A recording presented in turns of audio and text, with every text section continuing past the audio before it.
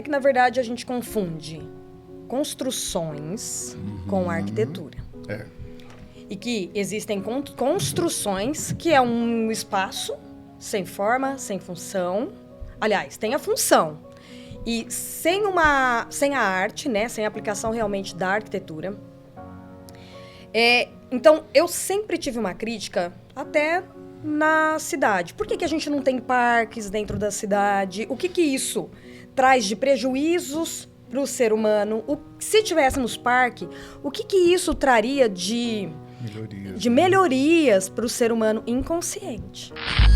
Porque, na verdade, se você não tem uma proporção e um fluxo, como que você vai trabalhar uma loja?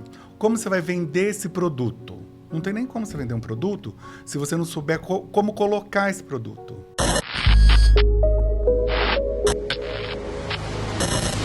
Seja muito bem-vindo ao Próximo Nível Podcast. E hoje eu estou aqui com 2 convidados que são grandes parceiros, são amigos de longa data e a gente vai descobrir um pouquinho mais, falar sobre arquitetura, falar sobre design, falar sobre moda, mas acima de tudo, entender um pouquinho de tendência, falar um pouquinho de estratégia, o que as marcas estão utilizando, mas acima também de tudo isso que eu falei, olhar para o comportamento humano. Olhar para a forma das relações humanas, como a gente consegue conectar marcas e pessoas. Seja muito bem-vindo, André Hipólito e Douglas Soler. Obrigado. Fiquem à vontade para esse papo, porque ele passa muito rápido, mas é um prazer estar com vocês aqui nessa hora que a gente vai passar junto. E eu gostaria que, antes de começar o nosso papo, que vocês contassem um pouquinho. Andréia, quem é André Hipólito? Primeiro eu queria agradecer, Vitor. Te agradecer muito pelo convite, né, de estar aqui. É um ato de coragem, né, Douglas, de colocar a gente nesse... De coragem dele, né? De colocar a gente aqui. Porque a gente junto. A gente junto nesse bate-papo. Minha formação é em arquitetura e urbanismo. Trabalhei na construção civil, trabalhei na área urbana também um pouco. Estudei um pouco de engenharia urbana, estudei engenharia ambiental.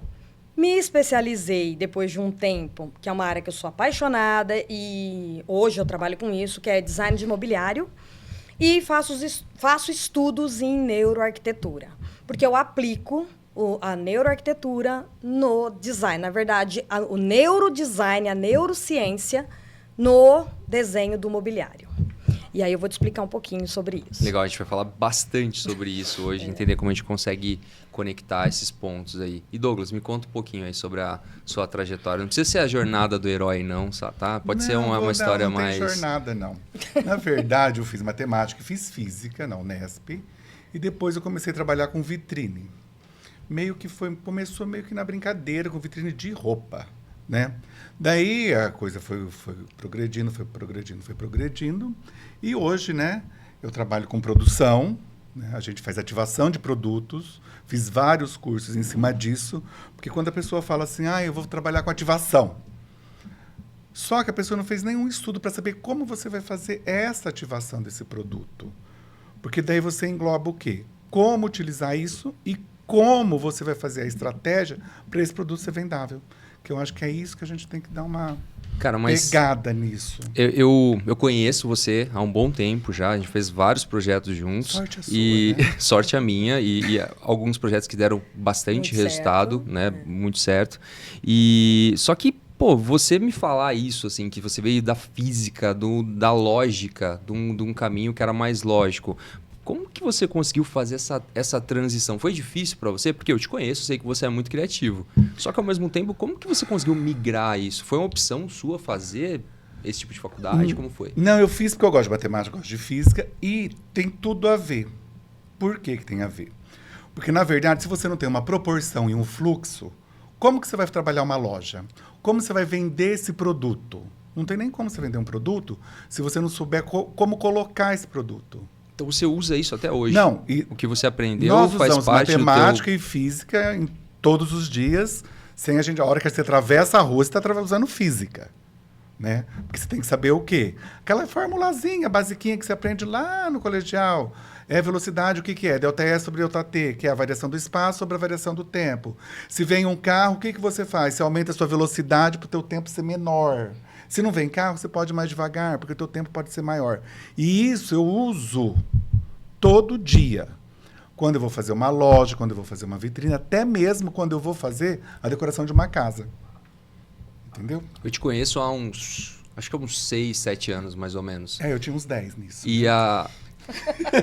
E essa é a primeira vez que eu ouço uma explicação lógica de como isso se conectou. Porque eu vejo a parte criativa do Douglas, a forma com que ele faz o olhar técnico. Acho que você é uma pessoa que aprendeu a apreciar o belo, apreciar coisas legais, né? Acho que teve esse outro lado que você precisou se desenvolver. Porque se fosse somente essa parte de espaço, vamos dizer assim, de como as coisas, de fluxo, espaço, você não conseguiria conectar, né, a cores. Mas né, eu acho que eu formas. tive muita sorte também, porque em casa, todo mundo, eu já nasci, minha mãe gosta muito de decoração, sempre teve casa legal, vem de uma família que sempre teve isso. E o que eu acho mais importante, que até eu comentei com a André outro dia, é o olhar, né? Saber olhar o produto, saber olhar o espaço, né, André? Que a gente estava falando sobre isso. Na verdade, Vitor, quando eu fiz neuroarquitetura, eu não tinha conhecimento, eu fiz um curso esse ano, junto com o Lori. O Lori é o papa da neuroarquitetura no Brasil e no mundo, né? O Lori está dando cursos aí fora do país para arquitetos renomadíssimos. E foi muito legal. Quando eu descobri assim, e principalmente quando a gente fala de neuroarquitetura, e eu fui entender, eu venho da arquitetura, forma, função, aquela coisa mais racional. Forma, função, eu acho que tem essa relação com a física e tudo mais. Eu me lembrei muito do Douglas quando eu descobri o que é neuroarquitetura, que a gente sai do espaço e passa a falar de lugar. E esse link, eu liguei para o Douglas e falei assim, Douglas, eu acho que você faz neuroarquitetura inconscientemente. Foi mesmo. Você faz isso sem você perceber. Porque quando a gente fala de lugar, a gente deixa de falar de um lugar abstrato. Em arquitetura, a gente fala de um lugar abstrato, que é o espaço. E quando você fala lugar, todo mundo lembra de algum lugar especificamente. Isso.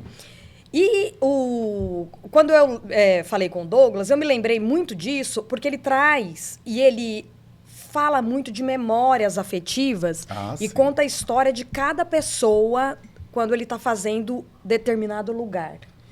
Porque você tem que ter também o quê? Independente de você ter esse olhar, você tem que ter história. Você tem que estudar. Cara, mas eu só vou complementar uma coisa aqui, porque eu conheci vocês quase no mesmo período de espaço. Eu te conheci antes de você me conhecer, por clientes, né? Que falavam, tem o Douglas Soler e tal. Então, eu já tinha escutado falar sobre você. E sobre a André, a gente fez um trabalho junto no primeiro Reset. No segundo Reset, na realidade, ela abriu as portas da fábrica pra gente, da loja. Enfim, a gente conseguiu fazer uma parceria super legal e tá até hoje junto, até hoje. Mas eu preciso só corrigir isso. Coitado.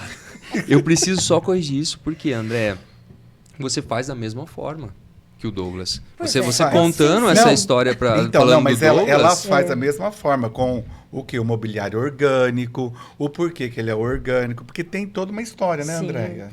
Na verdade, eu hoje faço e hoje eu consigo perceber isso. Então, hoje eu faço de uma maneira mais tangível. Você está mais consciente, vamos dizer assim. Ele estava no inconsciente coletivo, no teu inconsciente e tal. Hoje você está fazendo de uma forma que fala, cara, isso aqui é intencional. Exatamente. Acho que a palavra é essa, né? Eu tenho a intenção de provocar os 5 sentidos das pessoas, que elas entendam como funciona esse comportamento. É mais ou menos isso? É mais ou menos isso. Assim, vamos explicar até para o pessoal que está assistindo, né? O que é neuroarquitetura, acho que é legal, e a gente começa a conectar, esquentar esse papo para bater bola sobre comportamento, sobre marcas, o que as marcas estão fazendo de certo, de errado. Acho que dá para a gente entrar mais nisso. Legal. Posso? Pode. Então, tá bom. Na verdade, a arquitetura é sempre... a crítica à real arquitetura sempre teve muito em mim. Desde a questão urbana, que eu estudei muito e tenho amigos que são especialistas nisto, até uma edificação. E essa crítica à arquitetura, da maneira que a gente faz, é que, na verdade, a gente confunde construções com arquitetura. E que existem construções, que é um espaço sem forma, sem função, Aliás, tem a função. E sem a arte, né? Sem a aplicação realmente da arquitetura. Então, eu sempre tive uma crítica até na cidade. Por que a gente não tem parques dentro da cidade? O que isso traz de prejuízos para o ser humano? Se tivéssemos parque, o que isso traria de melhorias para o ser humano inconsciente? Uma coisa básica, simples, que eu acho que todo mundo está mais ligado com o tema. Arborização urbana, que é uma coisa muito simples. Nós que estamos aqui na cidade de São José do Rio Preto, existe um estudo que diz que em um determinado condomínio da região sul de São José do Rio Preto, tem uma diferença de até 5 graus, porque lá é arborizado, com uma região mais centralizada ou com uma outra região da cidade que não tem essa arborização urbana. Isso é fato. Então, estas questões são sempre... eu sempre questionei. Então, por que a gente não tem árvore? Por que a gente não tem mais parques? E essa na verdade, é um questionamento de vários arquitetos e urbanistas. Sabendo que isto vai melhorar a qualidade de vida das pessoas, a gente faz o inverso. Aí vamos para as construções. Outro exemplo básico, simples. Por que todas as casas estão cinzas? Por que todas as casas estão cinzas? Porque tá na moda, todo mundo taca cinza na casa, todo mundo... Posso continuar? Pode. Por exemplo, né, eu não sou arquiteto, trabalho com decoração, né, como eu acabei de falar, mas você pega um condomínio X. Todas as casas têm o quê? Pé direito alto, com vidro, numa cidade que é quente, onde o vidro vai virar um aquário. Daí você entra na casa, todas... Posso falar, né? Tem aqueles lustres enormes e o Boserri na parede, de gesso. Boserri não é gesso, gente. Boserri é uma história francesa, que ninguém sabe o que é, eu acho que ninguém sabe. Vai lá e taca gesso na parede. Então, as construções perderam um pouco a função, não é? E fica naquela história de que tá... eu tô na moda. Não é eu tô na moda. A pessoa não tem que estar na moda. A pessoa tem que ter uma casa temporal, uma casa que a gente estava discutindo outro dia também, né? Que tem que ter um fluxo. Então, hoje em dia, todas as casas, tudo ou é cinza ou é tudo igual. Não é isso que a gente estava falando sobre outro dia? Sim, e essa definição de atemporalidade, o que vocês consideram que é uma construção, que ela é trabalhada de uma forma que ela acaba se tornando atemporal? Posso? Não. Nós temos que tomar um certo cuidado com o que o mercado nos impõe. Uhum. Isso é muito perigoso. Isso prejudica o ser humano. A gente vai consumindo coisas, né? Voltando a falar do cinza. Tá se usando cinza. Tá bom, Posso fazer legal. um adendo? Acho que eu já fiz, né? Próxima vez não tem se pode, tá? Entra todo mundo Entra aqui ó, e fala porque vai fluir. Eu acho que a função não só do arquiteto, decorador, independente de quem seja, é mostrar o que há de melhor. Porque, geralmente, eu estou falando do meu caso também, Sim. que acontece muito isso. Vou falar de loja, tá? Eu chego numa loja para montar uma loja, decoração eu vou falar muito, porque, né? Senão vou entrar em outro detalhe. De loja. Mas eu acho que a loja tem que ser assim. Não. Daí você tem que mostrar o melhor para o seu cliente. E isso entra na arquitetura, Sim. entra numa decoração, entra numa loja de confecção, numa loja de celular, qualquer coisa. Mas então fica aquela mesmice. Eu vi a casa de fulano, é cinza, eu queria uma casa cinza. Daí o profissional, para não pensar, ele faz o quê? O Ctrl-C ou Ctrl-V. Mas o que você acredita que esses profissionais precisam? Vamos fazer um desenho... Estudar. Um desenho de realidade atual. Eu estudo arquitetura, eu faço faculdade de arquitetura. Não, primeira coisa é estudar. E eu me formei. Então, mas eu me formei. O que falta? É repertório? Porque senão... Acho que é o que a André tá comentando. Porque automaticamente, se você tá... Isso funciona em qualquer mercado, não só no de arquitetura. Se você não tem um posicionamento comportamento, uma personalidade sobre a realidade, sobre o que é bom, sobre o que traz valor, sobre coisas atemporais, você troca pelo momentâneo, você troca por coisas, né, que não são efêmeras. E aí acho que entra nesse ponto que vocês falaram. Então falta repertório para essa pessoa, falta viver um pouco mais para a gente estar mais conectado a isso. É que assim, Vitor, nós, profissionais da arquitetura, do design de interiores, assim como qualquer profissão, tá? Eu acredito que todos nós temos uma responsabilidade com os resultados na vida das pessoas. O arquiteto, ele tem uma responsabilidade com o comportamento humano das pessoas durante o uso de uma residência, por exemplo. A gente está falando do cinza, né? Além de ter a responsabilidade civil, criminal, nós temos toda essa responsabilidade. Nós temos uma responsabilidade, principalmente, com pessoas que vão utilizar aquele espaço. Eu sempre penso em tudo que eu vou fazer, seja no mobiliário, quem vai usar. Ser humano. Como que é o comportamento do ser humano? Se eu colocar muito cinza, a gente está crucificando cinza, mas calma, não é por aí. Não é por aí também, eu também gosto de cinza. O cinza... Mas o problema não é só o cinza. Não é só o Não é só o cinza. cinza. A gente citou o cinza como exemplo, né? Mas tem o Bozerri, que eu não sei... Bozerri. Eu não...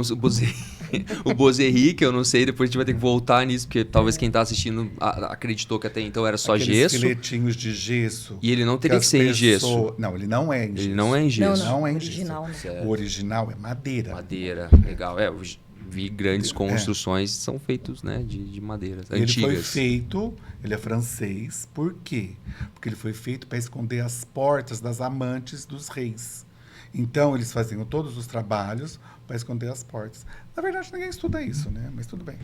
Cara, eu vi isso, olha que louco. Eu tô abrindo um adendo aqui que eu não sei se tinha essa mesma forma.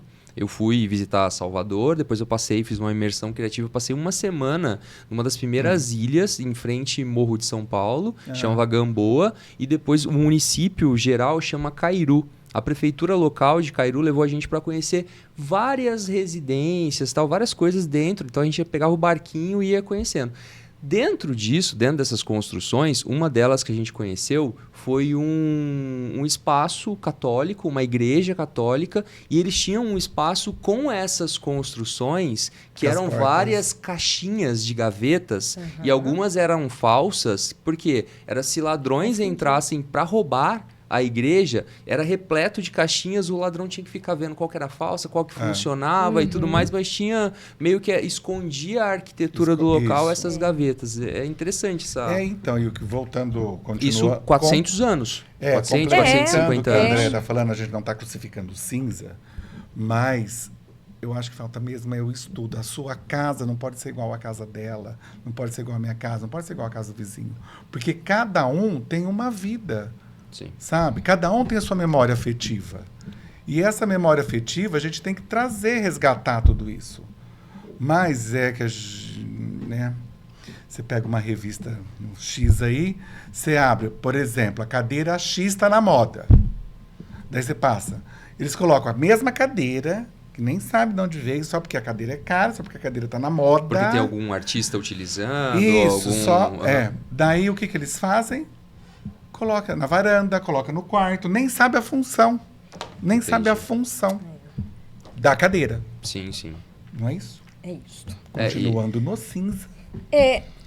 Eu vou até agora trazer outro elemento, além do cinza. Um outro exemplo que nós temos de que a gente deixou de utilizar são as telhas cerâmicas. As telhas cerâmicas... Nossa, elas são utilizadas no Brasil, principalmente, porque ela refresca, ela melhora a qualidade do ambiente. E os beirais que a gente tem, que a telha cerâmica nos proporciona, é para proteção de janelas e tudo mais. Telha cerâmica sumiu. Sumiu, desapareceu. Porque ninguém sabe fazer o estudo de um telhado. Mas ir por uma opção mais barata também? Também.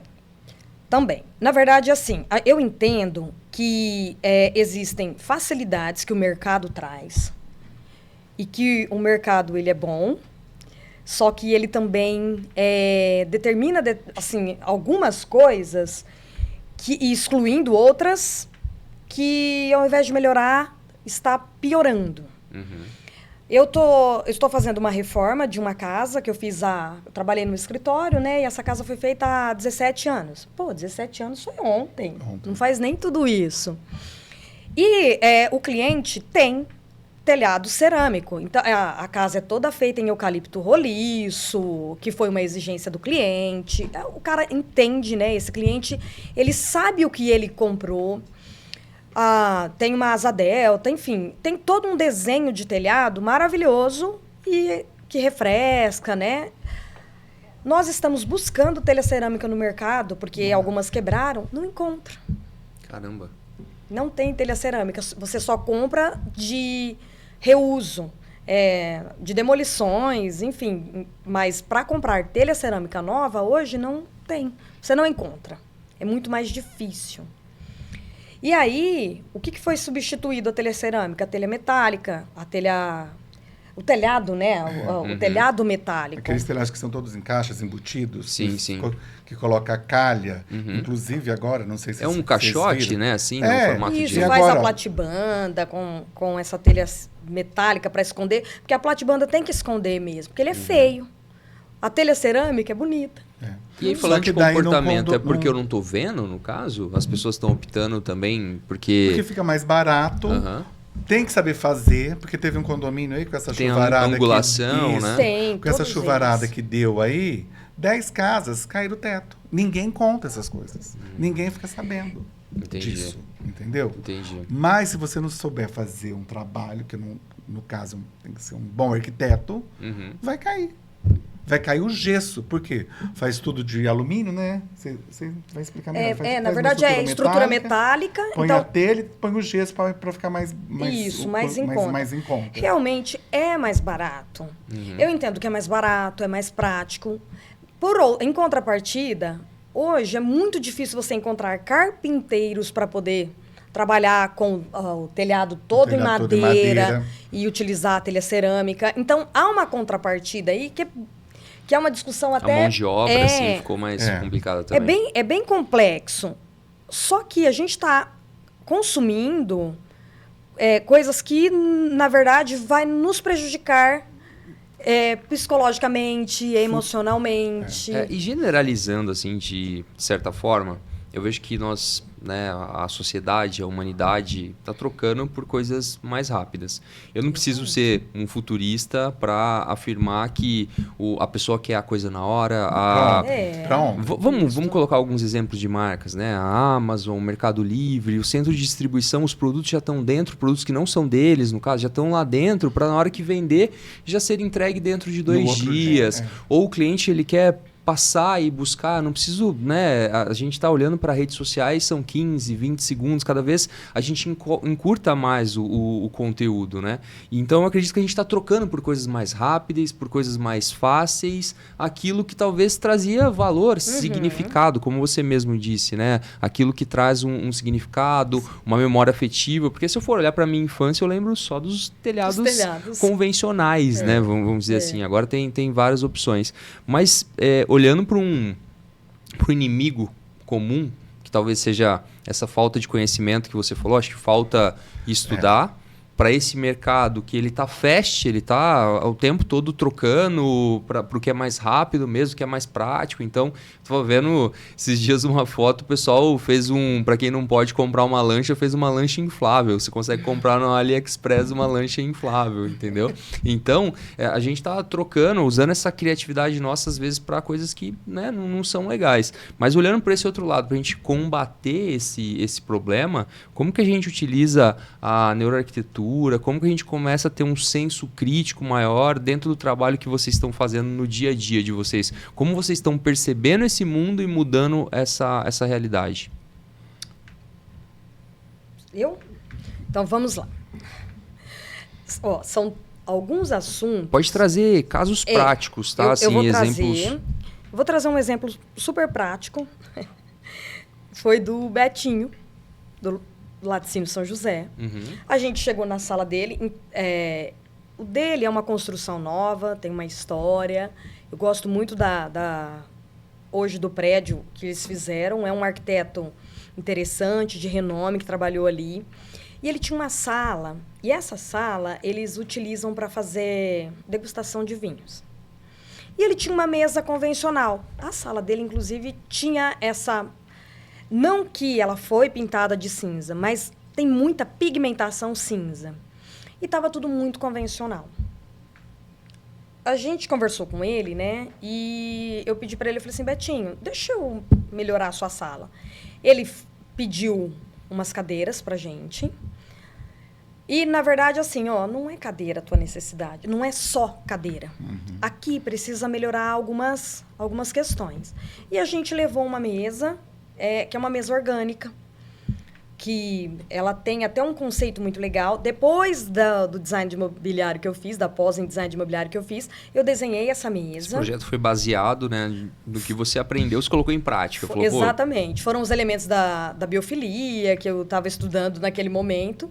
Então, tanto que ela tem um conceito. O conceito dela é o tripé humano.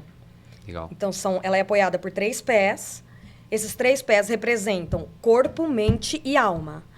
Isso significa que quando esses 3 pontos estão em equilíbrio, há uma fluidez na vida, e essa fluidez ela foi transmitida através desse tampo, com irregularidades, com altos e baixos, e um tampo em madeira.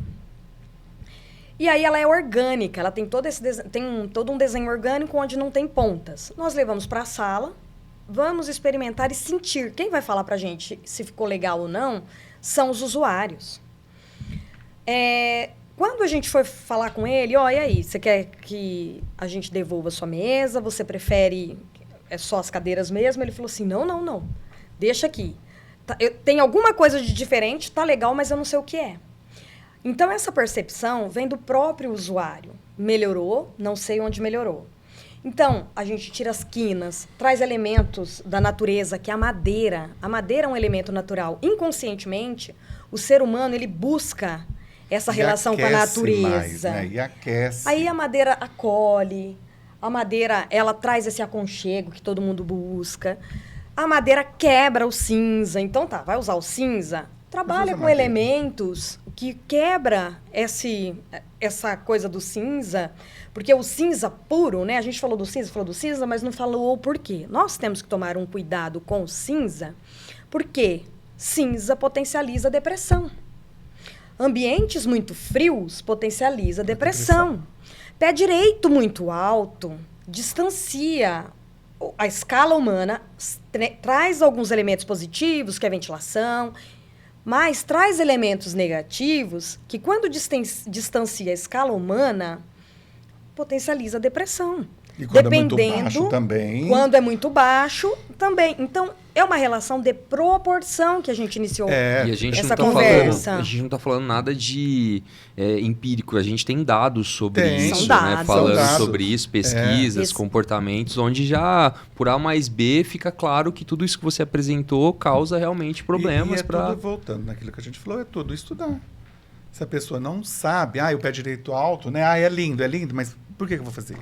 O pé direito baixo. Eu gosto de pé direito baixo. Mas por quê? Não é? Tem tudo um porquê. O pé direito alto, existe uma relação de proporção ideal para que não gere nenhum desconforto humano. Não é simplesmente fazer um pé direito mais alto sem uma relação de proporção. E isso, existem fórmulas, existem estudos que vai determinar a melhor altura do pé direito. Que cai na neuroarquitetura, neurodesign, que cai naquilo que a gente estava comentando. Porque, por exemplo, vou citar até um exemplo que aconteceu, 2 exemplos que aconteceu na loja dela.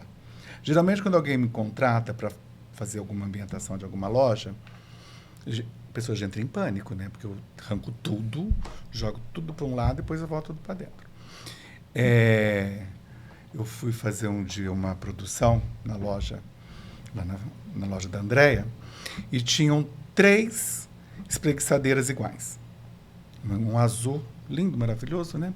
Daí, e é uma coisa, eu falo que é o olhar, eu falo que Deus ajuda muito também, né? Porque você vai olhando e você vai fazendo. E tinham 3 almofadas laranja com um filetinho em azul. do mesmo azul. Daí eu coloquei as 3 na vitrine e coloquei uns coqueiros, ela comprou umas toalhas, coloquei, fiz toda uma produção. Daí uma pessoa falou assim, mas essa espreguiçadeira é muito cara. Lembra dessa história? Essa espreguiçadeira é muito cara. No mesmo final de semana venderam 12.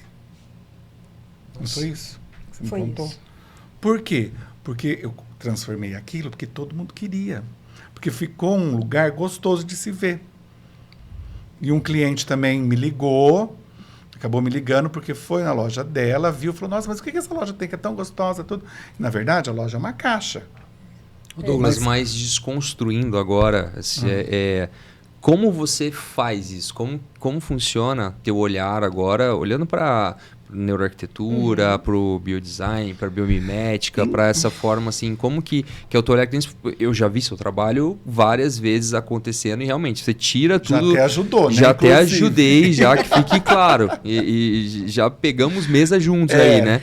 Mas como que funciona isso na hora que você tá pensando para realizar essas ativações? Porque eu acredito que quando a gente fala de memórias afetivas, ao mesmo tempo a gente provoca os nossos 5 sentidos.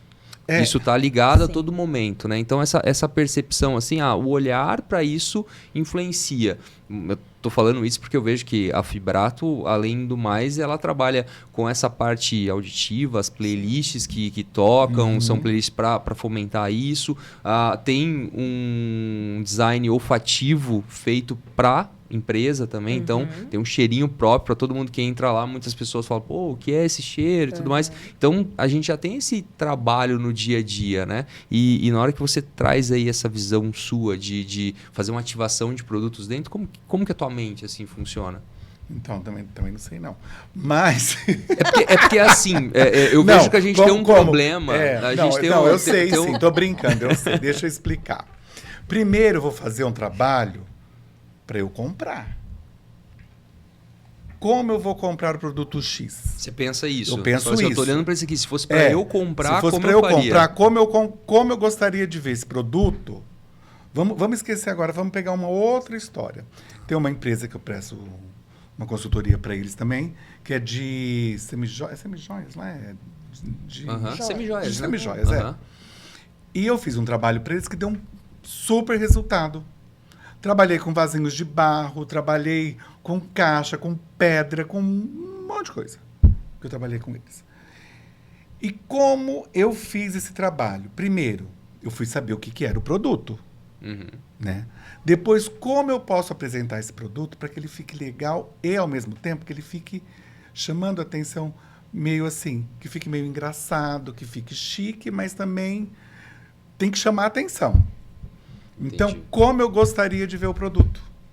Entendi. E é porque eu sei que tem coisas assim que são inconscientes, né? A gente já faz meio que no automático porque a gente aprendeu coisas que dão certo. Eu falo no meu dia a dia, assim, né? Tem muita gente que fala, mas por que você fez dessa forma? Não sei, simplesmente eu fui lá e fiz, também tem né? um inconsciente coletivo, né? Sim. Que isso daí eu acho que é muito importante também. Eu acho que o que a Andrea trouxe até quando ela terminou, né? Acho que você fez várias formações também, acho que você traz um pouco disso.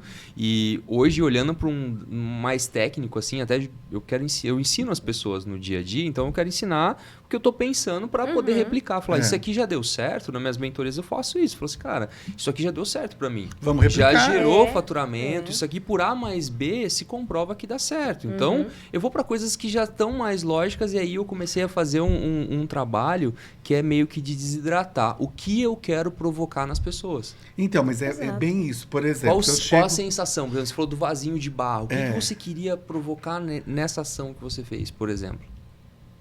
Queria pegar um produto, vamos pegar lá o vasinho de barro que você está perguntando.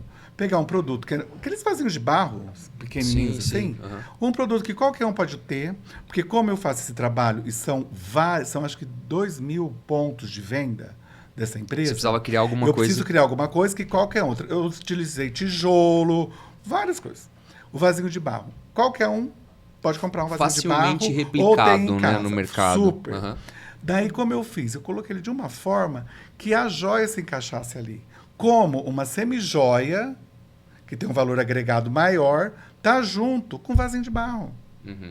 Que isso eu acho que acontece também quando eu vou fazer loja. É porque assim, o Sabe? barro em si, ele traz memória afetiva, né?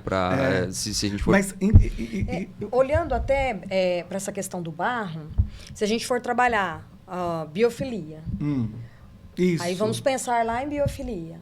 Nós, seres humanos, temos a necessidade de estar em contato com a natureza.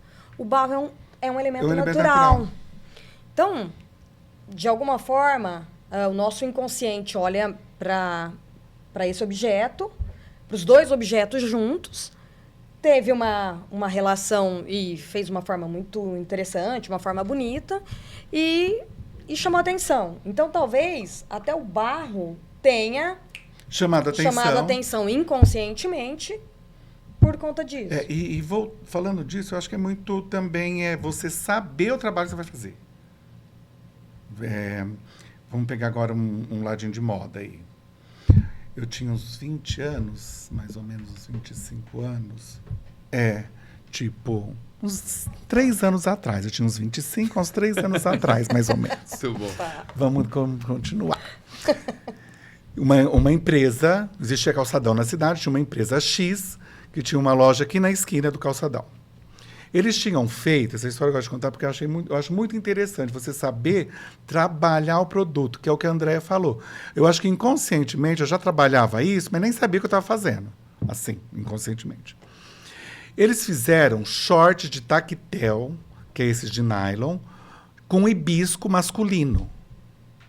Você imagina isso? Eu tinha 20, há 30 anos atrás, 37, eu tô com 57. Mas não era só 3? É 3, né? Conta errada. É que eu sou meio, né? Eu tô meio, né? Momento Alzheimer agora. Daí, há 37 anos atrás, eu tinha uns 20 e pouco. Vamos colocar 30 anos atrás. Uhum. Que homem usaria um short de hibisco colorido? Hoje já é difícil. Sim. Né? Daí eles me chamaram, eles tinham um quarto enorme, lotado de short. E era uma empresa que tinha várias lojas e não tinha internet, não tinha nada disso que tem hoje. Daí eles me chamaram e eu falei assim, mas eu posso fazer o que eu quiser? Porque eu sou, né, André, eu sou assim, eu obedeço super, né, que o cliente pede, né? Daí eu peguei e falei assim, eu posso fazer o que eu quiser? Pode. E eles tinham lançado umas camisetas que na época chamava Ribana, feminina, que eram umas camisetas regatas, todas listradinhas, que era uma, tipo não sei como chama, na época chamava Ribana. Malha. Uma malha X aí, tudo colorida.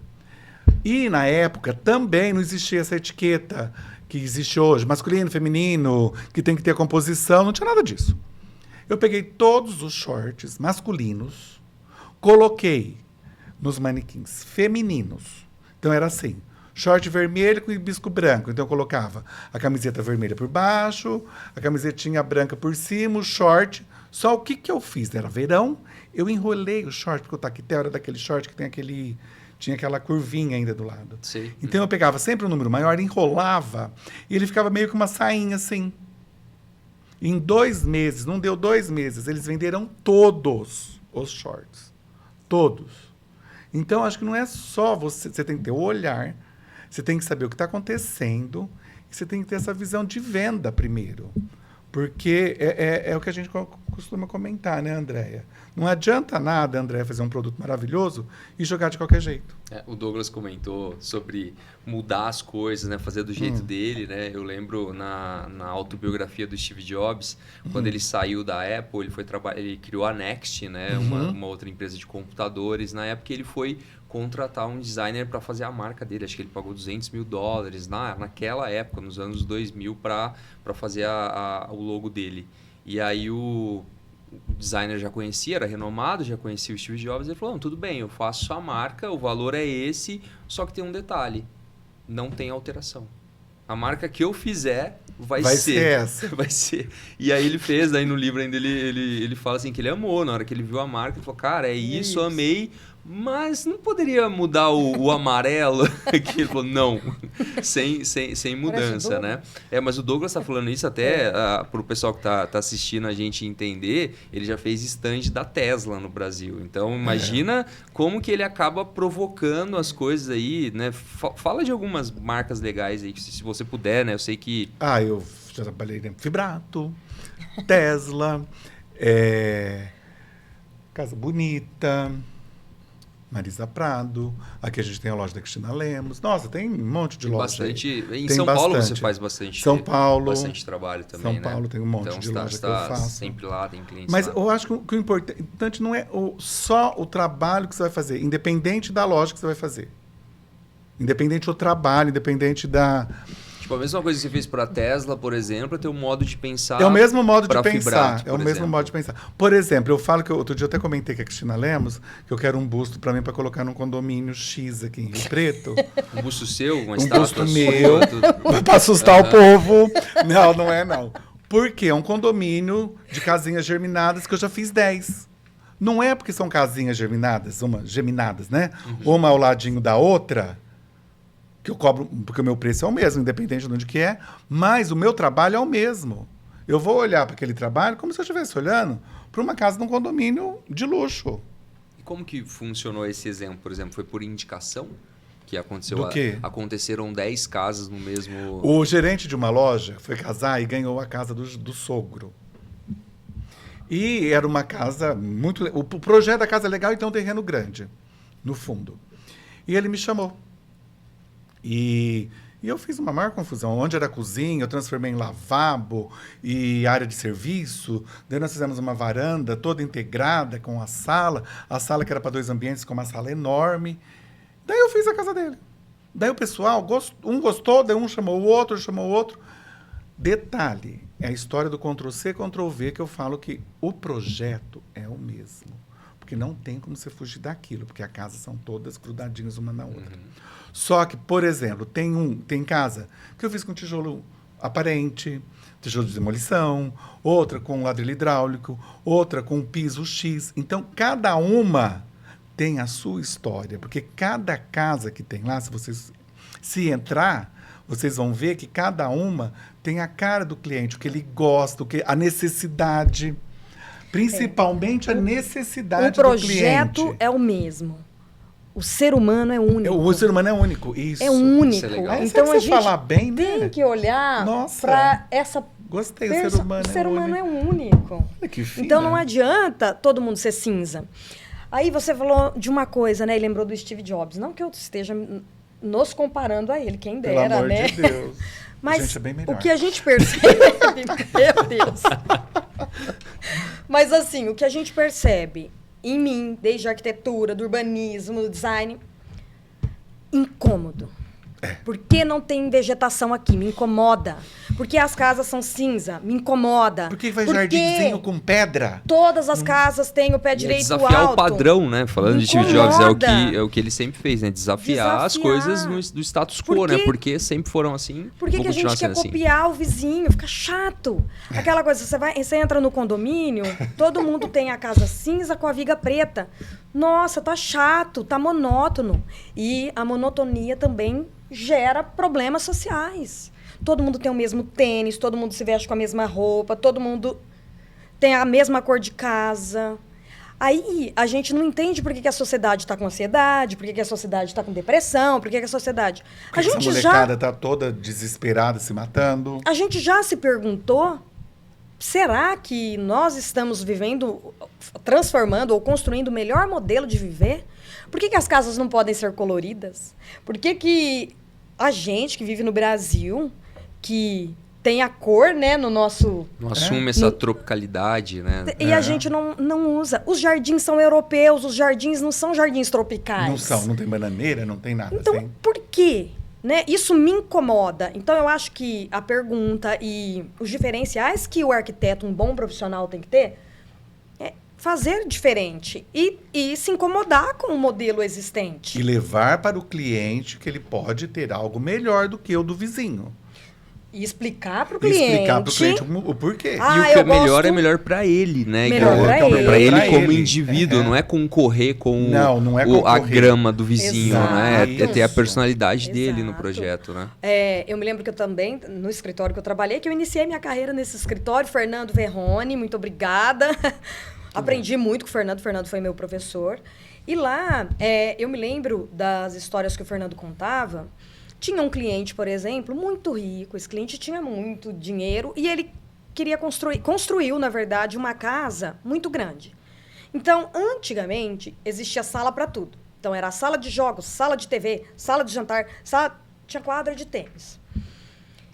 E o arquiteto comentando com ele, olha, isso não é legal, seus filhos já estão grandes, daqui a pouco eles vão para a faculdade, vocês vão ficar sozinhos, você e sua esposa. E aconteceu. E o que acontece? Casas muito grandes potencializam a depressão também. Então, tem um momento da casa grande, tem um momento da casa prática, tem um momento... É importante a gente entender cada momento da nossa vida. Não que não tem problema ele ter sala de jogos, com a casa cheia, né, cheia de amigos dos filhos. Isso não tem problema. Só que a hora que isso termina, a gente tem que também estar atento para falar assim, agora isso está me trazendo benefícios ou malefícios. Então, isso acho que o papel do profissional, arquiteto, do design, de perguntar para o cliente, porque às vezes ele não se dá conta. O cliente não é obrigado a saber. É aquela história, você não fala para o médico quando você vai fazer a cirurgia, onde ele tem que te cortar. Te cortar, Mas muitos clientes interferem onde o profissional tem que colocar determinada parede. Se o arquiteto não tem o domínio e explica para ele o porquê, realmente há uma interferência muito grande e pode gerar um desastre emocional na família. E assim, eu vejo que hoje o profissional que está se formando, ele não tem que só estudar, né? É muito importante, mas ele tem que estudar não só as habilidades da arquitetura, ele tem que estudar persuasão, comunicação. Por quê? Talvez ele vai perder esse cliente. Quando ele colocar a opinião dele, ele tem que ter uma clareza muito grande que a expectativa do cliente talvez era a casa cinza, talvez era... Mas a partir do momento que as pessoas os profissionais começam a se posicionar, o mercado começa a mudar. Você fala assim, não é tudo a qualquer custo. Tem concorrência, mas eu me diferencio porque eu tenho um outro olhar. Às vezes demora mais. Eu vejo isso. Eu sempre busquei trabalhar por diferenciação. Eu nunca quis criar uma empresa onde essa empresa atendesse todo mundo, a todos. Tal. Eu acho que esse não é o caminho, porque você perde teu olhar, você perde aquela singularidade sua, você não escala. Serviço dessa forma você não vai escalar. Então é melhor você trabalhar qualificando. Você gerar valor, assim, falar, eu vou fazer uma coisa mais personalizada, né? Vitor, uma coisa que o Douglas faz e que eu acho fantástico. Eu trabalho com sustentabilidade, eu acredito nesse tripé da sustentabilidade. A gente tem que lembrar do tripé que nós estamos falando de relações sociais, econômicas e ambientais. Isso. Residencial. Nós temos olha a responsabilidade econômica e social que nós temos com o nosso cliente. Eu quero reformar minha casa e quero reformar minha casa. Se um profissional vai lá e fala assim, joga tudo fora e compra tudo novo... Acontece isso direto. Olha a inconsequência de um profissional. Sim. E aí o que eu acho diferente no trabalho do Douglas eu não jogo nada fora. Restaura. Você tem peças maravilhosas, você tem produtos que você... Eu peguei tem uma história do Brenan, fiz o Brenan, você lembra? Mas é o exemplo que a Andrea deu. É basicamente falar assim, cara, pega a tua história, você vai jogar fora porque agora você é uma outra pessoa. Não é bem assim, né? Uma pessoa me contratou, a hora que eu cheguei na casa da pessoa, que eu olhei, eu falei, gente, o teu piso é Brenan? Daí eu fui entrando na casa e falei, nossa, é tudo pino de riga nos quartos? E a pessoa queria tirar. Não. Presta atenção. A pessoa sabia tudo que ela tinha. Entendi. Ela chamou um outro profissional lá. O profissional, a primeira coisa que o profissional falou, vamos trocar esse piso e colocar um porcelanato. Imagina. A pessoa já ouviu tudo, mandou o cara embora, né? Cara, não sei quem que é. Não me interessa quem é também. Daí... Ela tem a casa, que a Andréa contou, uma casa maravilhosa, os filhos estão morando fora, só que eles vêm quase de 15 em 15 dias para cá, e ela não quer sair da casa com o marido, que a casa só que a casa já estava cansada. Uma decoração maravilhosa, não me lembro quem fez a decoração. E ela precisava o quê? Eles utilizavam mais a cozinha, só que a cozinha ficava longe da sala de TV, assim, o projeto, não lembro de quem era o projeto da casa, mas uma casa maravilhosa. E eu fiz essa adaptação. O Douglas, acho que o que a Andréa comentou, eles precisavam, pelo período de vida, de vida que eles estavam passando, eles precisavam de adaptações para aquela nova realidade. Nós compramos uma cadeira e um tapete. Só. Onde era a sala de jantar, já virou outra coisa. Trocamos tecido de sofá, que já estava antigo, tecido de cadeira. Peguei móvel de quarto, trouxe para a sala. Fiz aquela confusão toda, né? De ambientação. E transformei a cozinha, que eles tinham uma cozinha e uma copinha. Uma salinha de almoço. Então, ali eu já fiz um family room, que daí já tem... consegui derrubar uma parede que podia derrubar. Daí eu tenho que contratar engenheiro, né? Porque eu não posso fazer isso. Derrubamos uma parede, aumentamos aquele espaço e eles utilizam aquele espaço. Só que quando vêm os filhos, a casa continua igual.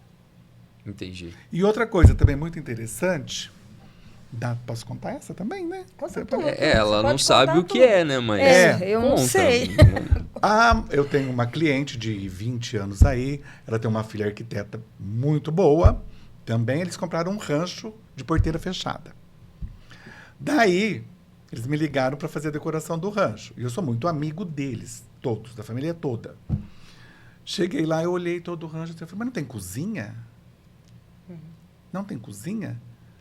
A filha, que é arquiteta das boas, falou, tá vendo, mãe, mas eu te falei? Eu te falei, olha, mas olha o tamanho dessa área de lazer. Uma varanda maravilhosa, com uma tudo bom, tudo lindo, tudo de primeira. O rancho é maravilhoso. Só que daí vem, o profissional não consegue entender o quê? Você tem a churrasqueira, você tem a pia, você tem tudo ali na varanda.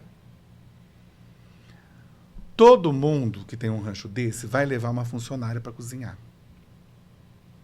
O churrasco vai ser 4 horas da tarde. Onde essa coitada vai comer meio-dia, que ela está acordada desde as 6 da manhã?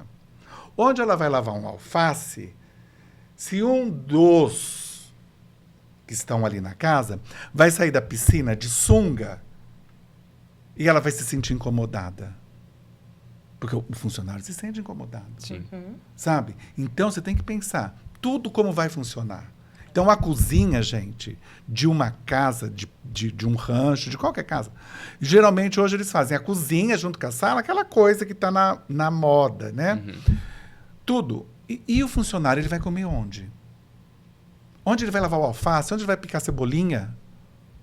No meio de tudo aquilo, que o cara vai tá de sunga, a mulher de biquíni fazendo churrasco ali, e a funcionária, coitada, perdida no meio daquele circo todo, que tá todo mundo falando besteira, todo mundo bebendo, e ela perdida naquele meio.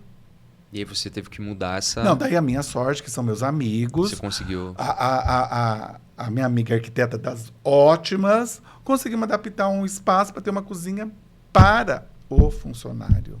Não é para o funcionário, não é privando ele de nada. É deixando o bem-estar dele, é pensando no bem-estar do funcionário também. Você imagina, vai ter todo mundo lá, bebendo, comendo, vão almoçar 4 horas da tarde. Ela vai almoçar que horas?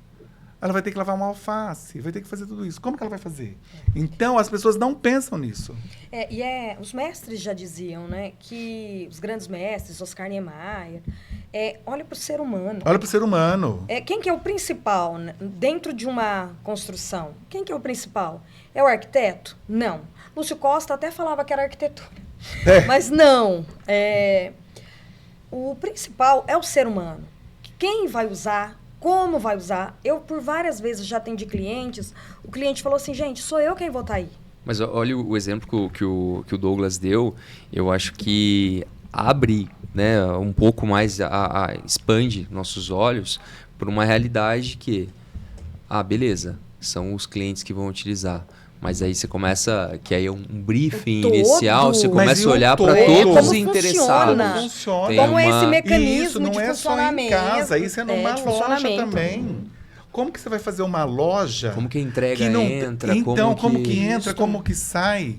Outro dia eu entrei no fluxo, né? O fluxograma. E a proporção, me chamaram para fazer uma loja. A primeira hora que eu entrei na loja, eu falei, não, bem, eu faço.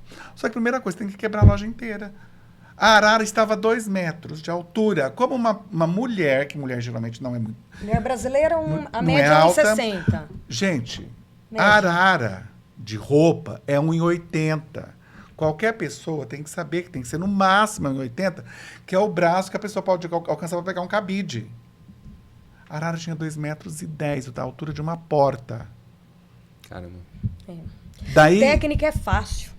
Técnico, você estudar o técnico é fácil. Aí você falou, o que o profissional deve estudar? Comportamento humano. Comportamento humano. É a pergunta até que E eu ia fazer. a proporção. Eu vou perguntar para a Andréia primeiro, vai esquentando o teu coração para responder. Ai, com, meu coração. meu coração é peludo. Frio.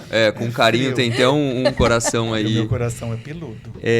Andréia, pensando nas próximas gerações, que esses jovens que estão indo para o mercado de trabalho, estão estudando, você teve um passado também, uma fase da sua vida em que você foi professor, e eu acho que quando a gente assume esse papel de professor, a gente está tentando, de alguma forma, naquele momento que a gente está lá, deixar o mundo um lugar melhor, né? Passando conhecimento para que o mundo fique melhor. Mas que isso tudo que a gente falou de bastante coisas interessantes. Eu acho que esse papo nosso foi provocativo, a gente provocou várias coisas, trouxemos algumas soluções para as pessoas pensarem, então a gente provoca, mas ao mesmo tempo, para as pessoas, acho que o nome desse podcast, o nome Próximo Nível é isso, é olhar e falar, pô, eu tô aqui agora. Uma coisa que eu acredito, sempre existe um próximo nível, independente de onde você esteja, sempre você pode melhorar. Então, olhando para as pessoas que estão entrando no mercado de trabalho, muitas vezes elas já tem uma noção que elas sabem tudo hoje em dia, né? Os jovens, né? Mas vamos trazer para uma realidade assim, qual dica você daria para uma pessoa que ela vai... Não vou falar nem que ela vai entrar no mercado de trabalho, que ela pensa em cursar arquitetura, por exemplo. Bom, a questão da responsabilidade com o outro, com o próximo. Então, nós temos essa responsabilidade. Nós temos responsabilidade com o gasto do dinheiro que a pessoa... Muitas pessoas, às vezes, trabalhou uma vida inteira para construir uma casa, porque casa é o sonho de todo brasileiro.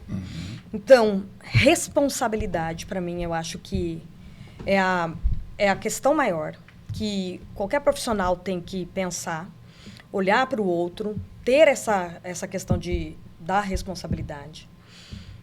Os tripés. O ambiental, eu acho que a gente tem que pensar nessa questão da sustentabilidade. Olha para o meio ambiente, consuma de empresas que têm essa mesma consciência. Os jovens, principalmente, essa geração, ela tem já isso nela. Graças a Deus, elas pensam muito nessa questão ambiental, que não é destruir a qualquer custo e não é comprar qualquer coisa. Não importa de onde venha. Então, essa questão ambiental, entender de onde está vindo o seu produto, como ele é feito, por que ele é feito dessa maneira. Eu deixo essa pergunta, né? Na verdade, esse questionamento também para esses novos jovens. Entender o que é luxo. Leonardo da Vinci, ele disse o seguinte, que a simplicidade é o ápice da sofisticação. E, às vezes, aquele piso mais caro não é o mais luxuoso.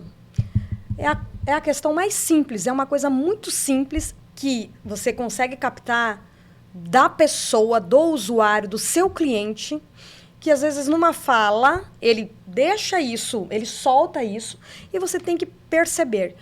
E realmente perceba o seu cliente. Não só escuta para fazer o seu projeto. Preste atenção no que o outro está falando. Resolva os conflitos entre o casal e não potencialize. Porque a gente tem esse papel. O papel do arquiteto é um papel de muita responsabilidade. Nós não podemos ser inconsequentes. Não. O que eu não gostaria é de um dia encontrar alguém que morasse em uma casa que eu fiz e falasse que aquela pessoa está com depressão e, de repente, foi por algum elemento que potencializou, né? Não que eu seja a causa, mas que houve um elemento que possa ter potencializado a doença daquela pessoa. Aquilo que você falou sobre a responsabilidade. Nós somos responsáveis, né? Responsáveis em tudo. Olha para o ser humano. Legal. E, Douglas, eu deixei você para essa pergunta, porque... Eu tenho medo. Você tem medo. Eu acredito, eu já te falei isso algumas vezes, eu até perguntei como replica isso, porque eu acredito que a tua profissão está em extinção. Tá? Os arquitetos, eu acho que o futuro da arquitetura, a gente até palestrou já sobre isso, falamos com os alunos sobre isso, eu acho que ele está muito nessa construção de um olhar. Mas a sua, dentre profissões que vão nascer e tudo mais, as marcas estão precisando ter um olhar criativo, uma nova forma de fazer o que elas estão fazendo. Eu vejo que você vem prestando um trabalho super legal também para marcas de sapato, de moda e tudo mais, onde você consegue, de certa forma, replicar teu conhecimento hoje através do digital, né? Você consegue gravar um conteúdo digitalmente e entregar isso para as pessoas. Isso consegue trazer resultados. As pessoas, os clientes estão te contratando por conta disso. Mas eu vejo que é um mercado ainda limitado. A parte boa é que dá para explorar isso, dá para ganhar muito dinheiro, dá para faturar e tudo mais. Esse sorriso de orelha a orelha a gente já sabe, né, o que está acontecendo, né? Então não precisa explicar. Mas se eu sou um profissional que eu quero começar a trabalhar com essa ativação de produtos, o que eu tenho? Como que eu começo? Assim, então, qual a dica? Na verdade, por exemplo, feira. Quem faz feira no Brasil? Eu mais 3. Uhum. Assim. Vocês já estão entendendo onde está o PIB, né, gente? Quem está A gente assistindo sabe. aqui já está... Loja. Quem faz loja? Produção de lojas. Eu mais 3. Uhum. Tá? E graças a Deus nós somos amigos. E outra coisa. Quando acabou a pandemia, eu fui para São Paulo, conversei com uma pessoa, a minha pessoa falou sobre ativação de produto, eu fiz esse curso de ativação de produto. Daí eu já fazia esse trabalho sem eu perceber. Então, o que eu fiz depois desse curso? Eu comecei a ativar o meu trabalho, né? Então, eu comecei a ativar o meu trabalho. Você falou de sapato. Eu tô agora com 3 empresas que eu gravo os programas. Como eles têm várias lojas no país, para eu não ter que ficar indo de loja em loja, o que a gente faz? Eu vou, inclusive amanhã eu vou fazer faço conteúdo dentro da loja, esse conteúdo é gravado e é passado para as outras lojas. Então, eu estou replicando isso. E como você disse, né? Nós somos em 3. O que eu enxergo? Não só em arquitetura, em design. Outro dia eu fui dar uma palestra no Senac, que o Ricardo Zamaria me chamou. Fui dar uma palestra lá no Senac. E eu falei para eles, gente, é o olhar, é saber o que está acontecendo com o ser humano, é saber o que está acontecendo. Né? As pessoas não conseguem... É muito olhar para o meu umbigo. Eu vou terminar qualquer coisa. Eu vou terminar arquitetura, medicina, advocacia, vou montar um escritório, colocar 20 para trabalhar e vou ficar sentado. Não, gente. É trabalhar, né, André, que a gente costuma falar. Trabalho, não tem trabalho. milagre. Não tem milagre. É trabalho e estudo. Não precisa cuspir também, né? Vão estudar. Tem que estudar, gente. Tem que ter história. Você tem que saber o que está acontecendo, como a Andréia disse, né? Do telhado. Aquele ditado, não tem nem eira nem beira. Você sabe de onde veio isso? Cara, eu já ouvi, mas eu não lembro. Então, assim. Aquela pessoa não tem nem eira nem também, beira. né? Uhum. Por quê? Porque nas casas, construções, né? elas tinham as eiras, Sim. né? E os beirais. Quem não tinha grana, não tinha o beiral. Então, gente, tudo tem uma história. Sim. Vão estudar, que isso vai fazer você crescer. Eu falei muito do telhado, né, e das coisas antigas, mas uma coisa a gente não pode ignorar vão ser as construções do futuro. Que elas vão sair das indústrias, porque a gente não tem realmente mão de obra. Mão de obra acabou. Elas vão sair da indústria e elas vão ser instaladas no seu terreno. Isso, eu acredito que em 10 anos já vai ser assim. Então a gente tem que pensar diferente. Então a gente tem que pensar lá na indústria, quem está fazendo, como está sendo construído lá. Se vai ser personalizado, se vão haver essas questões que vocês trouxeram para... Acho que não tem problema nenhum vir pronto. Não, o problema não tem. Mas vai ter uma investigação, vai sentar com o cliente, vai perguntar quais são os anseios ou vai vir uma caixinha? E o perfil do cliente? Existe já projetos personalizados para cada cliente. Existem casas flutuantes. Então, assim, já está aí. É que a gente Leva tem um pouco... tempo para chegar. A gente tem pouco conhecimento. Leva um tempo para chegar, mas eu acho que já logo tá aí. Tá batendo eu gosto de dar um exemplo sobre carros elétricos, veículos autônomos, né? A gente começou a falar mais forte isso em 2015. E aí, a tecnologia, da mesma forma que o celular chegou, a gente já não imagina a nossa vida sem celular. Sim. Né? A gente viveu numa geração onde não existia celular. Nós nascemos numa geração, acho que foi a última geração. E Foi. pronto, agora as pessoas já são nativas digitais, nasceram no mundo que elas não sabem como é viver sem Sim. celular. O mesmo exemplo dos carros. A tecnologia ela vem entrando de uma forma que a gente não percebe. De repente ela domina. E aí vira uma chave e aí não tem mais tecla. Aí de repente não tem mais volante. Aí de repente não precisa abastecer, não tem posto de gasolina. E, sabe, eu acho que se a gente não estiver pronto, e eu gosto da palavra adaptação, mas depende, sabe? Mudança, Esse protagonismo. Eu acho que a palavra é essa, né? Sair na isso. frente, não esperar a mudança. A gente, né, tentar Já fazer entender. isso antes. Então, mas né? isso vem, por exemplo, quando eu mudei para Rio Preto, foi o ano que saiu o celular. Que era aquele tijolão. Todo mundo da minha turma tinha um tijolão. E a gente tem um amigo que ele falou, daqui uns anos vai estar tudo no celular. O e-mail, que na época não tinha computador. E-mail, foto, até o cartão de crédito vai estar no celular. Todo mundo riu dele. Isso há 27 anos. Porque o celular saiu mais ou menos aos 27. Eu também.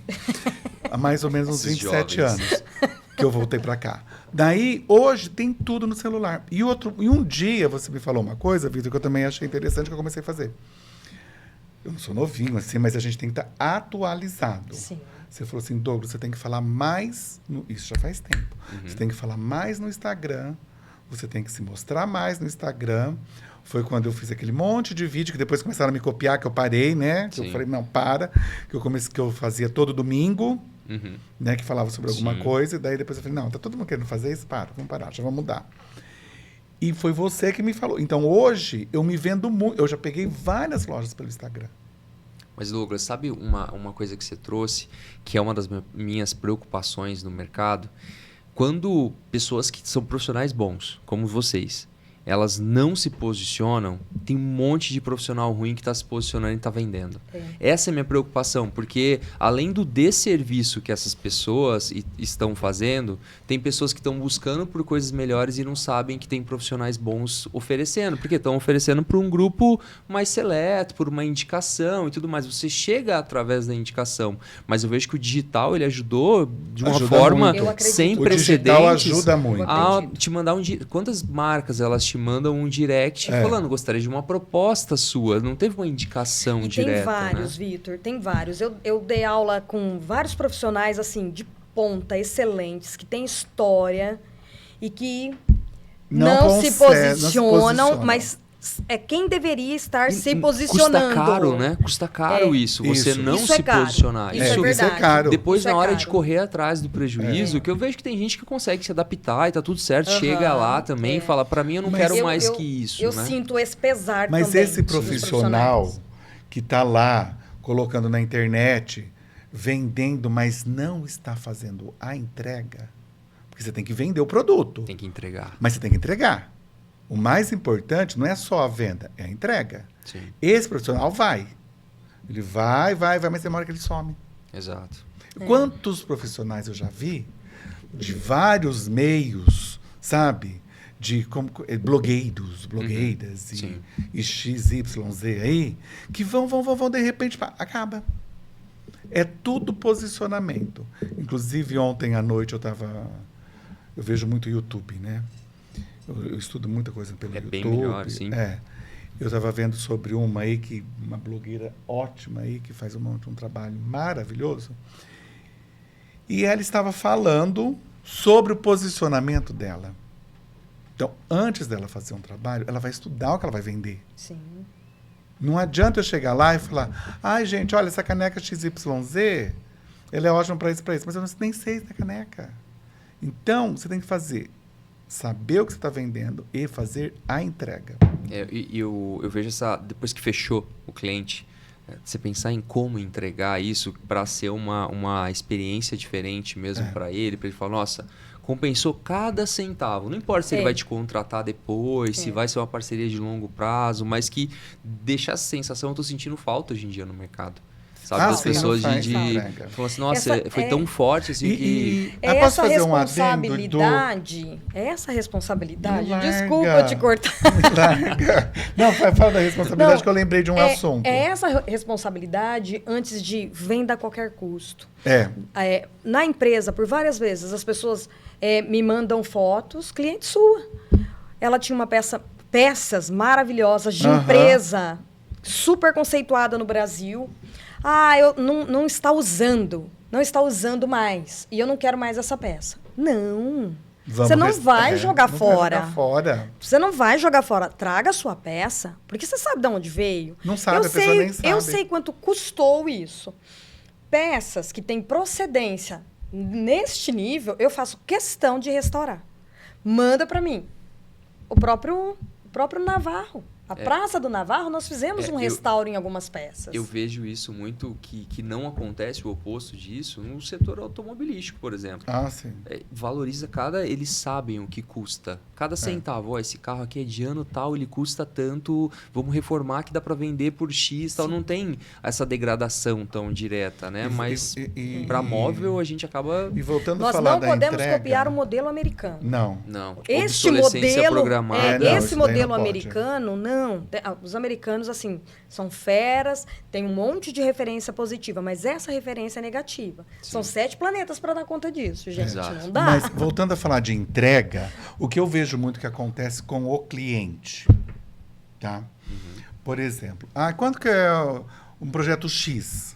O projeto fica X, fica Y. Só que ele vai lá, o outro profissional, não, o meu é menos X. Daí ele vai fazer com o profissional do menos X. Só que o profissional do menos X, o que ele vai entregar? Então, o cliente também tem que aprender a saber o que ele vai receber. Ele tem que saber o que é que ele está pagando.